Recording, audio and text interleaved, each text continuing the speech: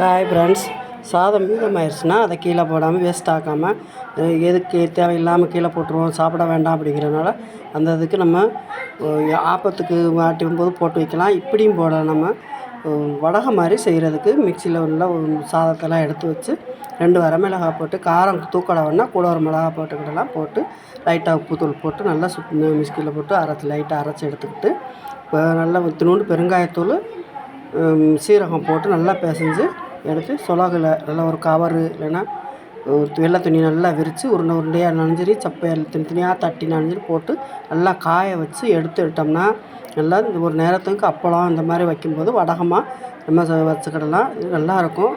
சாப்பாட்டும் குழந்தைகளும் சும்மா கையிலேயே எடுத்து சாப்பிட்டுக்கூட விரும்பி அதை ரெடி பண்ணி எடுத்து வச்சு இன்றைக்கி அதையும் வறுத்தாச்சு. சூப்பராக இருந்தது. இன்றைக்கி மதியம் வெயில் ஓவராக இருக்கிறதுனால குழந்தைகளுக்கு அப்பப்போ ஏதாவது கொடுத்துக்கிட்டே இருக்கணுங்கிறனால கரும்புச்சாறு ஐஸ் கட்டி போட்டு வாங்கிட்டு வந்திருந்தாங்க. அதையும் எடுத்து ஒவ்வொரு டம்ளர் ஊற்றி கொடுத்தாச்சு. டெய்லி லெமனு ஏதாவது ஒன்று கொடுத்துக்கிட்டே இருக்கணும். இந்த வெயிலுக்கு மோர் கலந்து கொடுக்கலாம். இதோட இந்த வீடியோ முடிஞ்சிருச்சு. வீடியோ பிடிச்சிருந்தா லைக் பண்ணுங்கள், ஷேர் பண்ணுங்கள், சப்ஸ்கிரைப் பண்ணுங்கள், கமெண்ட் பண்ணுங்கள், பக்கத்தில் உள்ள பெல் பட்டனை கிளிக் பண்ணுங்கள். பாய்.